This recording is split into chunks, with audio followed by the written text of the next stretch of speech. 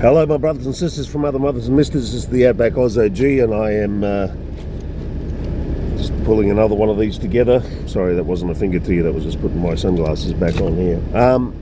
Yeah, thought I'd just quickly stop down. I've just done a return to gym after many weeks away from it. I suffered a bit of a stomach anomaly called diverticulitis. It knocked me around pretty badly, and one of the things that sent me back to hospital after I was released from hospital was I came back and started jumping headlong into fucking doing gym, and that wasn't probably the right thing to do because it didn't give my body enough time to recover. So anyway, wanted to touch base with you about where women can send you down a pretty abysmal rabbit hole. And I say a rabbit hole as in like it's a bad place to be. Derek, just saying good day to some mates walking across the road there. About 5 or 6 years ago, I was involved in a couple of relationships, one after the other. I don't want to get too bogged down in it, but in that side of things, one of them was with a grandiose narcissist, fucking Machiavellian, full-on Jezebel. I had no idea about the whole concept. I've become a lot more self-educated in those areas now. The person I was with after that was no less a little bit sort of like challenged in the relationship department, having been a career lesbian, married to a dyke, a man-hating dyke, and she had 2 kids to that person. And this was, of course, everything. In my mind, I was just there for the fucking pump. I was just there for the meat. Okay, and I was getting it too, I might add. Excuse me, I've also got a bit of a flu, and that's adding to a little bit of my angst at the moment, so I guess I shouldn't be working out anyway. What I'm trying to say is, after all that dissolved, and at the time that I was with those women, one after the other, the grandiose narcissist and the confused lesbian who came back over to jump the fence for cock, back to cock, I was just in autopilot mode, right? I was none the wiser. I didn't really know much about narcissism or anything like that. Dude, I was just having fun, as any dude would be doing. 5 years ago, of course, I was a shitload younger as well. So therefore, a lot more. And I was actually at the peak of my game, right? Working in trades. I was bringing in big bucks. I'm not talking Andrew Tate big bucks, obviously, but I'm just saying, like, I was bringing in big bucks, and these women in particular were enjoying the fruits of my income because I'm a very generous person. Fast forward 6 years and all that's been left behind. You see, when a man stops chasing a woman, he ultimately stops chasing, I believe, excellence. Now let me just unpack that for you right now. Here's my version of it. After these 2 relationships went south, I swore off women. I swore off getting involved again. I'm not alone in this area. There's a lot of dudes who've done this, and I am one of them. And I will say that it's been a challenge. I have been an absolute player, total Chad in my younger days. I've done it all. I've had them all. I've had as I like to say to people, I've had the best of the best, the worst of the best, the best of the worst, and the worst of the best, if that makes sense. Yeah, something like that. Anyway, I haven't been short of pussy, let's put it that way. I've never ever been short of it, but now I've forced myself into a 6-year monastic. You've heard of incels? Well, I'm a volcel. I'm voluntarily celibate, and I let myself go. I have let myself go because when you are not chasing skirt, you are not chasing excellence. I mean, this is just for me, and I think I'm not alone in this area. Let me repeat that. When you do not chase skirt, you are less inclined to chase excellence, for the reasons being, who are you trying to impress? You know? And yes, I know, dude, you need to impress yourself. Dude, you need to be doing it for yourself. I get that. But when your whole life is revolved around being on point, being on show, constantly being on for the bitch or bitches, you're a player, you're on game. You're constantly doing it.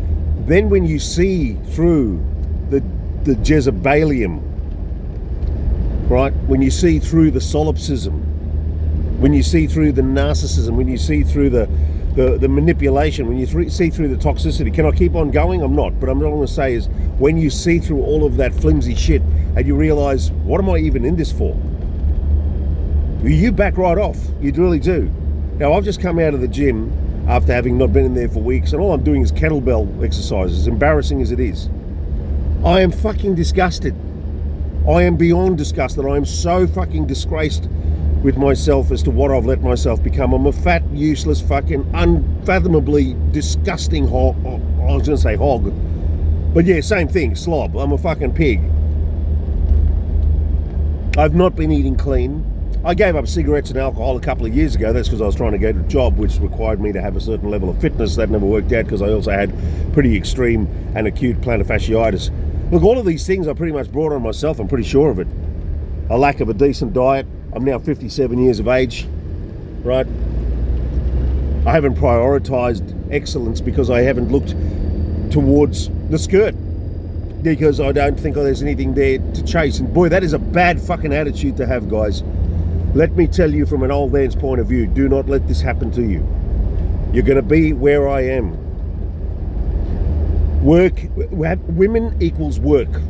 Women equals work. Listen carefully. Women equals work. WW. Work. Women work. All right? Women need to be kept entertained. They need to be kept on point. They need to be kept in a state of constant mental fertilization. They need to be vibrated. Why do you think they have vibrators? You know, just rubbing the button ain't enough, man. They got to put that thing straight through a fucking vibrational fucking, almost ripping it off. What I'm saying is, you have got to be on all the time with women. They have got to be kept from getting bored. Richie Cooper said this in Entrepreneurs in Cars, and he's 100% on the money. There's a lot of things you can do with women, but you cannot bore them. You cannot make them bored. And when I look back at my relationships with these chicks, especially the grandiose narcissists, now 6 years ago, man, she was totally into my branding. Radio announcer guy, driving cool cars. I'm a fucking pilot. Haven't flown in years, obviously. She was a airline pilot, but she was into it, right? She was 31, 32. I'm just turning 50. And what she loved about being with me was that I was never short of being on with something to do, somewhere to go, someplace to be, someone to see. Dude, all women are this way. It's not a weeks and months thing. This is for years. You've got to constantly be coming up with some plan to take them somewhere, do something with them. Even if it's just fucking eggs and bacon of a Sunday morning, they need to be constantly fucking titillated. Is that a word? Can I use that word? They need to be hyper focused on something that is passing in the moment, but it's got to keep them. They're like fucking goldfish, man. They've got very short attention spans, and you've got to keep using some way, shape, or form to keep them entertained. Now that becomes exhausting after a certain time, and when you're at my age, I'm not against wanting to meet someone new in my life. It's just that, especially in this day and age, have I got the energy? Have I got the capacity? Have I got the fucking, man, there's a whole stack of things. Have I got the stamina to do this? No, I don't think so. I'm going to get back into this gym thing. It's going to take a long while. I was just trying to do 3 sets of 10 each kettlebell exercises, and you know, that's been pretty tough. Like